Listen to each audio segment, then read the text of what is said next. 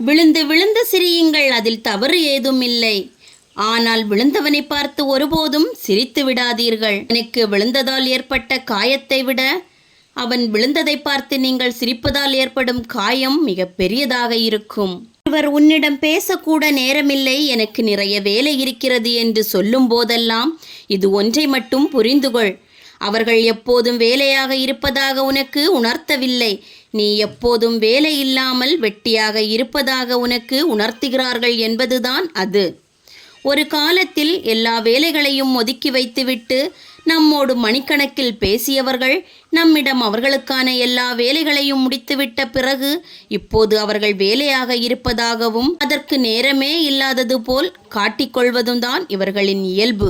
உங்கள் வாழ்க்கையின் இறுதி வரை இப்படிப்பட்ட இதயத்தை மட்டும் எதற்காகவும் இழந்து விடாதீர்கள். இந்த சண்டைகளுக்கு பிறகும் மீண்டும் தொடரும் அன்பு மிகவும் ஆழமானது. இதை ஒருபோதும் விட்டு விடாதீர்கள். சிறிய சண்டைகளுக்கு கூட விலகி செல்லும் அன்பு ஆபத்தானது.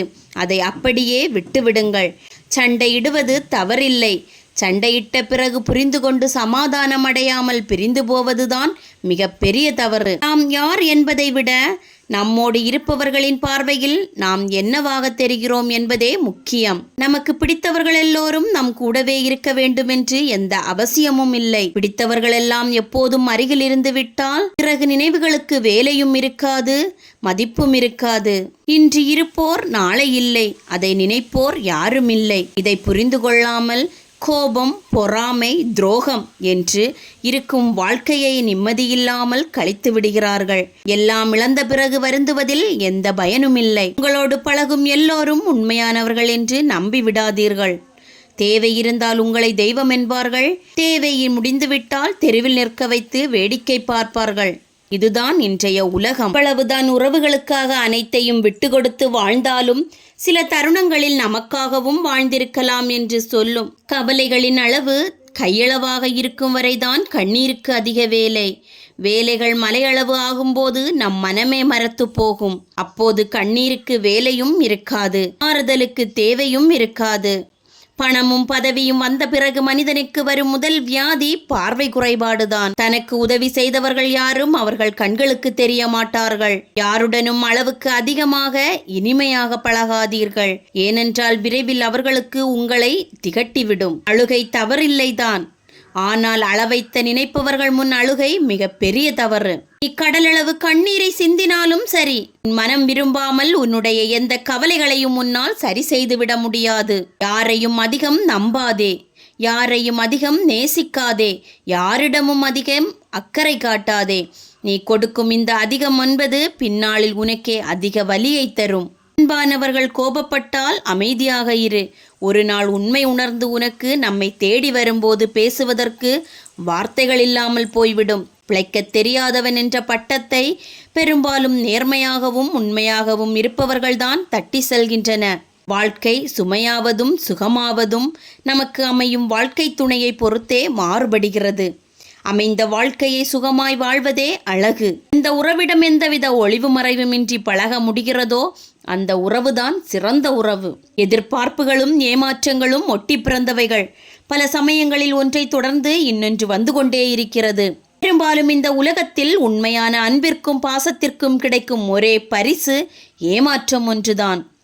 நீ ஒருவனை ஏமாற்றி விட்டதால் அவனை முட்டாள் என்று நினைத்து விடாதே. நீ ஏமாற்றியது அவனை அல்ல, அவள் உன்மேல் வைத்த நம்பிக்கையை என்பதை உணர்ந்து கொள். வாழ்க்கையில் உன் எதிரில் இருப்பவர்களை விட உன் அருகில் இருப்பவர்களிடம் கவனமாக இரு. வெளிப்படையான எதிரிகளை விட பொய்யான அன்பை காட்டி கூடவே இருக்கும் துரோகிகள்தான் ஆபத்தானவர்கள். வாழ்கின்ற வாழ்க்கை வெறுப்பாக இருக்கிறதே என்று வேறொன்றை தேடாதே. யாருக்கு தெரியும், அது இன்னும் வேதனை நிறைந்த வாழ்க்கையாக கூட இருக்கலாம். இருப்பதை கொண்டு இன்பம் அடைவது எப்படி என்பதை தேடுங்கள். ஆசைகள் இல்லாத வாழ்க்கையை நீ எப்போதும் தேடி செல்கிறாயோ அப்போதுதான் துன்பங்கள் இல்லாத வாழ்க்கை உன்னை தேடி வரும். வாழும் வாழ்க்கை வலி நிறைந்ததாக மாறிவிடுவதை விட கையில் சில வலிகளை நீங்களே ஏற்படுத்தி கொள்வதுதான் இங்கு அதிகம். எந்த உறவையும் எந்த நட்பையும் விரும்பி ஏற்றுக்கொள்வதற்கு முன் அவர்களால் நமது வாழ்க்கை மகிழ்ச்சியாக மாறிவிடும் என்று மட்டும் நினைக்காதீர்கள். வாழ்க்கையில் இதுவரை காயங்களை சந்திக்காதவன்தான் இன்னொருவரின் காயங்களை பார்த்து சிரித்து கொண்டிருப்பான். அவன் மற்றவர்களுக்கு தந்த வலியின் ஆழத்தை அவனே அறிந்து கொள்ள அவனும் காயப்பட்டு கலங்கி நிற்கும் காலம் விரைவில் வரும். அன்பு என்பது நாம் விரும்பும்போது செய்வதல்ல, நம்மை நேசிப்பவர்களுக்கு குறைவில்லாமல் நாம் கொடுத்து கொண்டே இருப்பது. அன்பாய் இருப்பதை விட ஒன்றாக வாழத் தொடங்கிய பின் மனம் விட்டு பேச துவங்கு. தினம் ஒரு சொல் புதிதாக பேசு. அன்பு பெருகும், வாழ்க்கை மகிழ்ச்சியாய் நகரும். வாழ்க்கையில் வரும் சில நெருக்கடிகள் பலரை குறை காண வைத்து விடுகிறது. குறைகளே இல்லாதவர்களோடு வாழ்ந்தால் வாழ்வே மகிழ்ச்சியாகத்தான் இருக்கும்.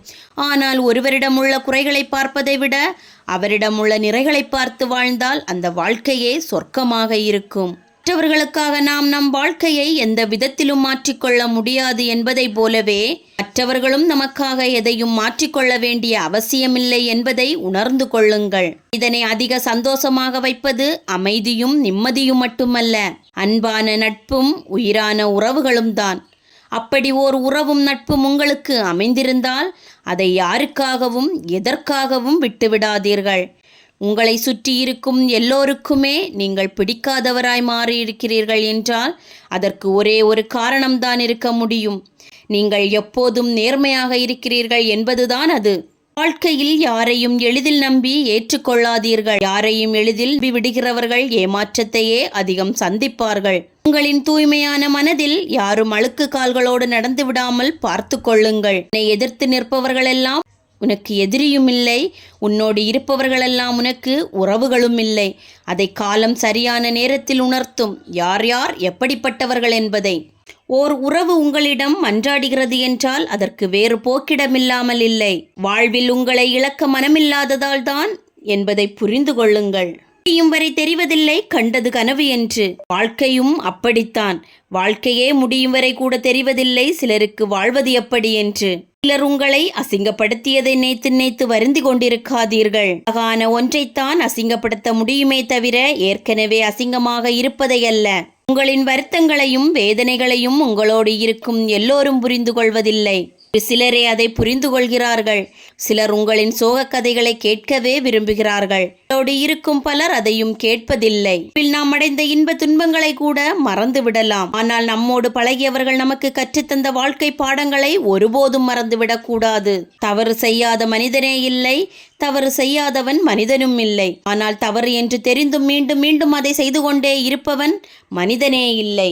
இருளை நேசி விடியல் தெரியும், தோல்வியை நேசி வெற்றி தெரியும், உழைப்பை நேசி உயர்வு தெரியும், உன்னையே நீ நேசி, அப்போதுதான் இந்த உலகமே உனக்கு புரியும். பயத்தை முதலில் கைவிடுங்கள். உங்களின் பயமும் தயக்கமும் தான் உங்களை வெற்றியடைய விடாமல் தடுத்து கொண்டிருக்கிறது. பயம் கொள்வதுதான் நீங்கள் செய்யும் பாவங்களில் மிக பெரிய பாவம் என்பதை உணருங்கள். எப்போதுமே நாம் மற்றவர்களுக்காகத்தான் வாழ்ந்து கொண்டிருக்கிறோம். எப்போதுதான் அதை நாம் மாற்றிக்கொள்ளப் போகிறோம் என்று நமக்கே தெரியவில்லை. நமக்காக நாம் எப்போதுதான் வாழப்போகிறோம் என்ற கேள்வி உங்களுக்குள் நீங்களே கேட்டுக்கொள்ளுங்கள். நாம் இந்த உலகை விட்டு மறையும் வரையிலும் அவன் என்ன நினைப்பான், இவன் என்ன நினைப்பான் என்று யோசித்தே நமக்காக நாம் எதையுமே யோசிக்காமல் விட்டு விடுகிறோம்.